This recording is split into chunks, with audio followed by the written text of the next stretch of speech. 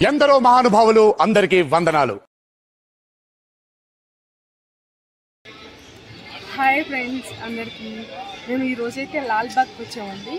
ఇక్కడ every independence డేకి and republic డేకి కూడా ఒక స్పెషల్ ఫ్లవర్ షో జరుగుతుంది. ఫ్లవర్స్తో డిఫరెంట్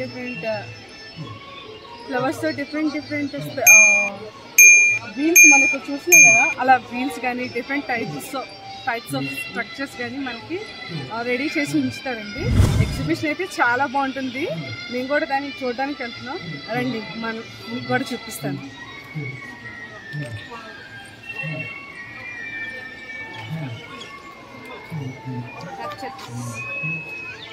ఇదైతే ఇంకా గార్డెన్కి ఎంట్రన్స్ అండి.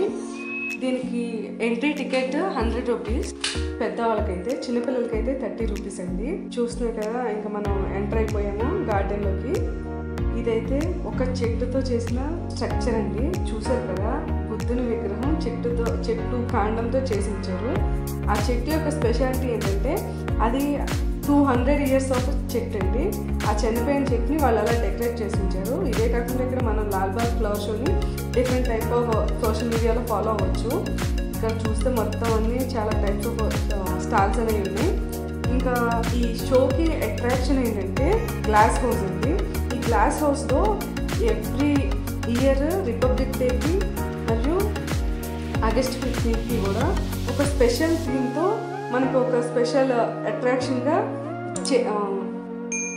ఫ్లవర్ షో అనేది చేస్తూ ఉంటారండి. ఇక్కడ మనమైతే ఇంకా ఎంటర్ అవుతున్నాము. దానికి స్టార్టింగ్లో మనకు ఒక వాటర్ ఫౌంటైన్ ఉంది. ఫౌంటైన్ అయితే చాలా బాగుంది.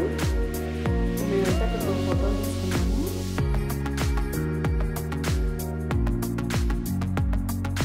ఇంకా అక్కడ నుంచి మేమైతే గ్లాస్ బిల్డింగ్లోకి ఎంటర్ అవుతున్నామండి.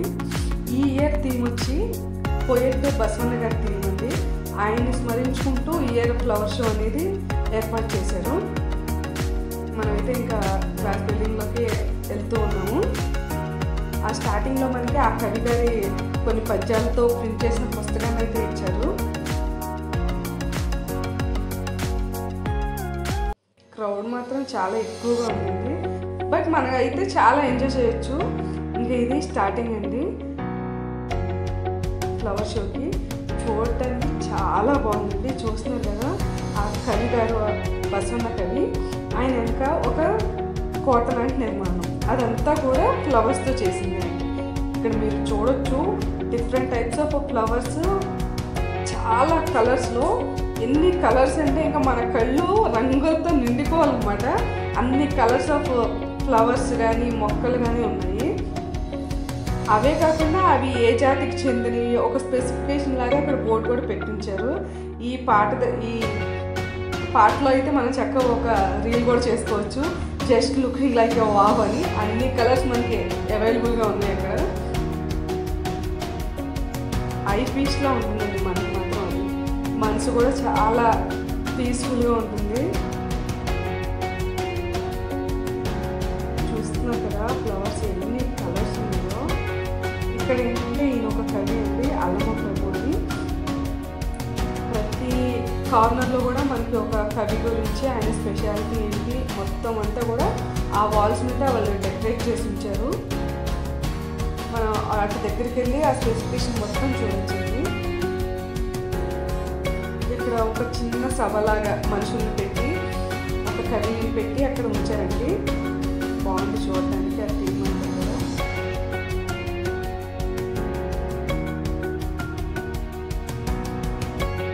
ప్రతి ఇయర్ ఈ షోకి మాత్రం ఇక్కడ చాలా ఫాలోయింగ్ ఉంది. చూడొచ్చు అసలు ఆ స్ట్రక్చర్ చూస్తారు కదా, వెదురు బొంగులతో షాండ్లైర్స్ భలే థాట్స్ వస్తాయి కదా. ఇది చూస్తారు కదా, ఈ పూల కట్టడం అది నిజంగా ఎవరన్నా చూస్తే పెయింటింగ్ ఏమో అనుకుంటారు, అలా ఉంది అది. ఇదైతే బసవన్న కవి గారి వాళ్ళ మదర్ నివసించే ప్లేస్ని వాళ్ళు అట్లా చేసి ఉంచారండి. నెక్స్ట్ ఇది వచ్చేసి మనకి ఒక చెక్కతో చేసిన గడియారం ఉంది. ఈ మొత్తం కూడా ఫ్లవర్ షోని సాత్విక ఫ్లవర్ స్టూడియో అనే వాళ్ళు ఆర్గనైజ్ చేశారు. వాళ్ళ డీటెయిల్స్ కూడా అక్కడ ఉన్నాయండి. మనం ఇప్పుడు చాలా రకాల మొక్కలను చూస్తూనే ఉన్నాం. వాటిలో బోన్సాయి టైప్స్ అందరికీ తెలిసే ఉంటాయి. చిన్నగానే ఉండి వాటితో ఎక్కువ ఫ్లవర్స్ ఫ్రూట్స్ వస్తుంటాయి. ఆ టైప్ ఆఫ్ ఇవి కూడా చెట్లు కూడా ఉన్నాయి అక్కడ. ఇవే కాకుండా చాలా టైప్స్ ఆఫ్ కొన్ని అట్రాక్షన్ లాగా కూడా అక్కడ చేసి ఉంచారు.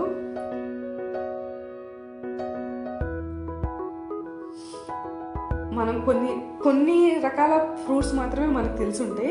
ఇక్కడ అడవుల్లో కాసే చాలా రకాల, మన దేశంలో కాకుండా ఇతర దేశాల్లో పండే వెరైటీ రకాల ఫ్రూట్స్ కూడా మనకి ఇక్కడ అవైలబుల్గా ఉన్నాయండి. చూడడానికి ఎగ్జిబిట్ చేశారు.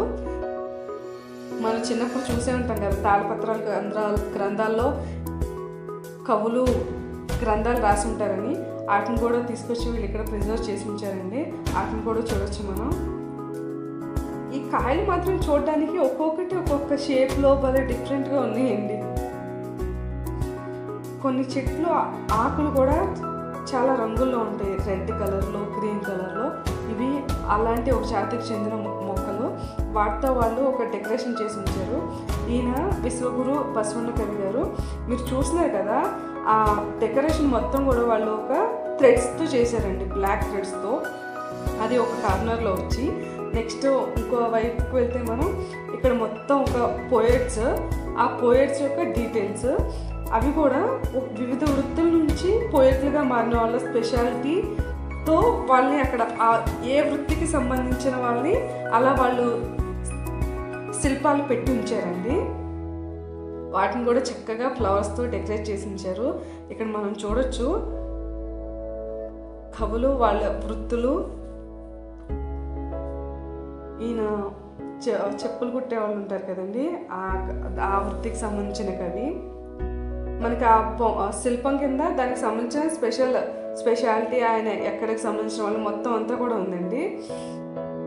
నెక్స్ట్ వచ్చి ఒక స్వీపర్, ఆవిడ కూడా ఒక కవిలా ఎలా మారారు, ఆవిడ స్పెషాలిటీ ఏంటి అనేది కూడా అక్కడ ఉంది. ఈవిడ కూడా ఒక కవిత్రి అండి. ఈవిడ పేరు అక్కమ్మదేవి. ఈవిడ శివభక్తురాలు. ఈవిడ పెన్ నేమ్ వచ్చి చెన్నమల్లికార్జున. ఈవిడ బ్రిటిష్ వాళ్ళతో యుద్ధం కూడా చేసినట్టు ఇక్కడ రాసి ఉందండి. ప్రతి ఒక్క కార్నర్లో ఒక స్పెషల్ అట్రాక్షన్. ఈ కార్నర్లో మాత్రం ఈ కవయిత్రి స్టాచ్యూ అనేది చాలా అట్రాక్టివ్గా ఉంది. ఈ స్టాచ్యూస్ అన్నిటిని కూడా చక్కగా పూలతో డెకరేట్ చేసి ఉంచారు. ఈ కార్నర్లో చాలా అట్రాక్టివ్గా ఉందండి, చూడడానికి కూడా చాలా అందంగా ఉంది.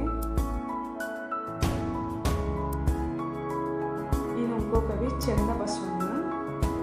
ఇలా ప్రతి కార్నర్లో మనకి ఒక కవి స్పెషాలిటీ అనేది ఖచ్చితంగా కనిపిస్తుంది. మన పిల్లల్ని తీసుకెళ్ళినా కూడా వాళ్ళకి కూడా ఓహో మన కవులు వీళ్ళు ఏం చేశారు అనేది వాళ్ళకి కొంచెం నాలెడ్జ్ వస్తుంది. ఇవే కాకుండా ఫ్లవర్ షోకి ఎందుకు వెళ్ళాలి, ఏముంది ఫ్లవర్స్ చూడటమే కదా అనుకోకుండా తీసుకెళ్తే వాళ్ళకి ఏంటంటే ఓహో ఇన్ని రకాల మొక్కలు ఉన్నాయి, అవి కూడా డిఫరెంట్ జాతులకు చెందినవి, అట్లా ఆ డీటెయిల్స్ కూడా వాళ్ళకి అర్థమవుతూ ఉంటుంది. ఇది మాత్రం ఇంకా చెప్పుకోవసరం లేదు, అక్కడ అలా చూస్తూ ఉండిపోవచ్చు మనం ఆ కోటను మాత్రం. ఇంకో కారణంలోకి వచ్చి ఈ స్పెషల్ అట్రాక్టివ్ లింగం అండి. చేతిలో ఒక లింగం.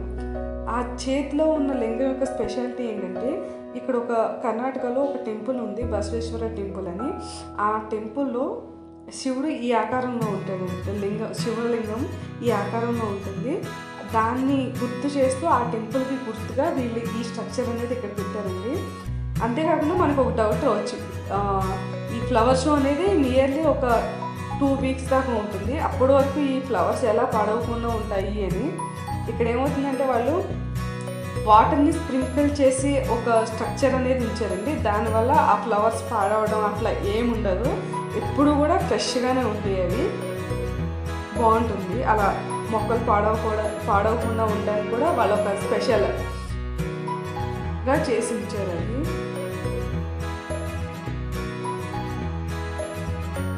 మనం చూసుంటాం కదా, శంఖం పూలు ఒక కలరే మనకు తెలిసి ఉంటుంది, కానీ ఇక్కడ చూస్తే అన్ని రకాల ఫ్లవర్స్ ఉన్నాయి.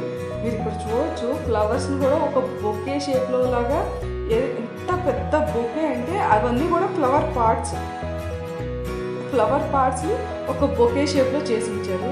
చివరిగా మళ్ళీ ఇంకా మనం గ్లాస్ హౌస్ నుంచి బయటకు వచ్చే ముందు కవి గారు ఫోటో ఒకసారి, బసవన్న కవి గారు ఈయనే అండి. ఇంకా మనమైతే నియర్లీ మీరు నమ్మరు 2.5 hours మేము ఆ గ్లాస్ హౌస్లోనే ఉండిపోయామండి. టైం కూడా తెలియలేదు, అంత బాగుంది అదంతా కూడా. అదే అంత టైం పడితే ఈ మొత్తం గార్డెన్ అంతా అయితే ఒక రోజంతా తిరిగినా మనకు సరిపోదు, అంత బాగుంది. ఇక్కడ చూస్తున్నారు కదా చాలా స్ట్రక్చర్ అనేది ఫ్లవర్ బొకేలోంచి పడుతున్నట్లుగా అలా పెట్టారు. అదంతా కూడా ఫ్లవర్ పాట్స్ అండి. వాళ్ళంతా అసలు భలే డెకరేట్ చేసి ఉంచారు. అది మాత్రం ఇవి ఇంకా హార్ట్ షేప్లో ఉన్న కొన్ని ఆర్చెస్. ఇంకా మనం ఎక్కడికి వెళ్తే అసలు చూడటానికి మాత్రం ఇంకా 2 కళ్ళు సరిపోండి, ఇట్లా చూస్తూ ఉండొచ్చు, ఇలా కూడా చేయొచ్చా అన్నట్టుగా ఉంది అదంతా కూడా. పూల నెమలిని చూస్తారా? అదంతా అలా అయితే చూద్దాం. చూసారు కదా నెమలి, ఆ నెమలిని కూడా వాళ్ళు ఫ్లవర్ పాట్స్తోనే చేసి ఉంచారు. అది చూస్తే దగ్గర నుంచి చూస్తే ఇంకా చాలా బాగుందండి అసలు.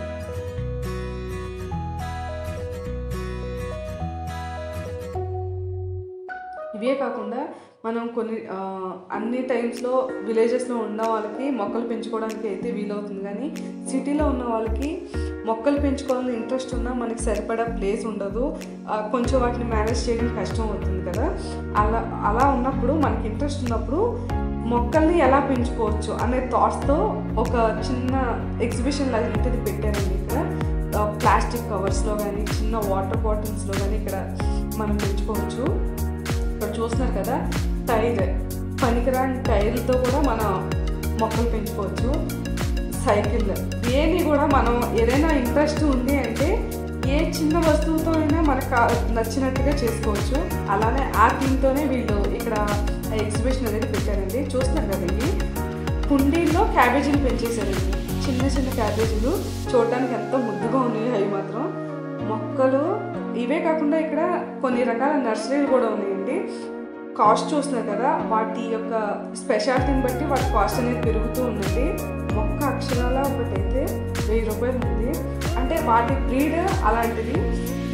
నార్మల్ అయితే కొంచెం తక్కువగా ఉన్నాయి, కానీ మిగతా మొక్కలు మాత్రం కొన్ని కాస్ట్లీయే ఉన్నాయి.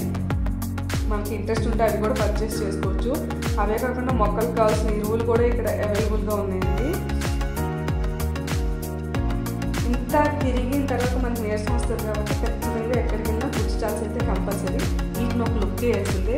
కొంచెం అదంతా అయిన తర్వాత కొంచెం ఫుడ్ తీసుకుని రిలాక్స్ అయిన తర్వాత మళ్ళీ పక్కకు వస్తే ఇక్కడ ఒక రోజ్ గార్డెన్ ఉంది. ఇది చూస్తున్నారు కదా పెద్ద ప్లేస్, మొత్తం ఓన్లీ రోజెసే, ఓన్లీ రోజ్ ప్లాంట్సే.